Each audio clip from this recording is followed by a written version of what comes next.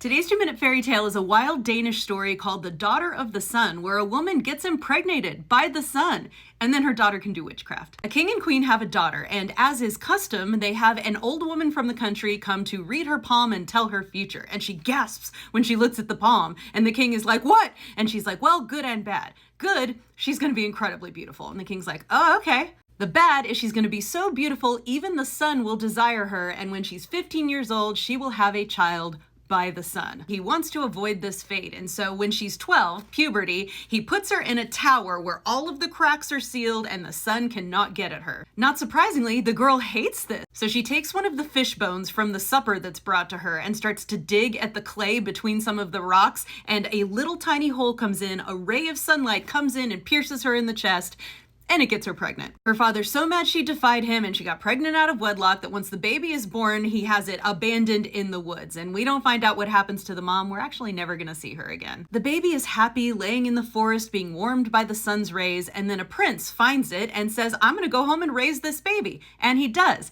And when the baby that he raised comes of age, he starts to think she's hot. She asks her to marry him and she says, "I won't marry any man unless he can tell me who my father is." He can't figure it out, so his mom convinces him to marry someone else, and on their wedding day, our girl's working in the kitchen, and a kitchen boy sees her doing magic. She commands the sun's rays to light a fire, she commands a pan to sit on the fire, she tells the butter to go in the pan, and it all does it, because she's got sun powers. Kitchen boy tells the prince and his new wife, and the new wife is jealous and is like, "I can go do that," and she dies in the kitchen by knocking over a frying pan and scalding and burning herself. Prince gets married again, our girl sits on the roof in a chair that the sunbeams hold up, and the new wife tries to do that and falls to her death. The third time she cooks by going inside the oven and coming out even more beautiful than before, so the third wife tries to go in the oven and, she dies. So the prince decides to spy on her in the kitchen, and one day she's like, "Mortar, come here," and the mortar's like, "No," and she's like, "Mortar, don't you know I'm the daughter of the sun and you must obey me?" The prince bursts in and says, "Ah, you're the daughter of the sun," and then they get married and live happily ever after. If I was going to change this story, I would have her sometime reunite with her mother.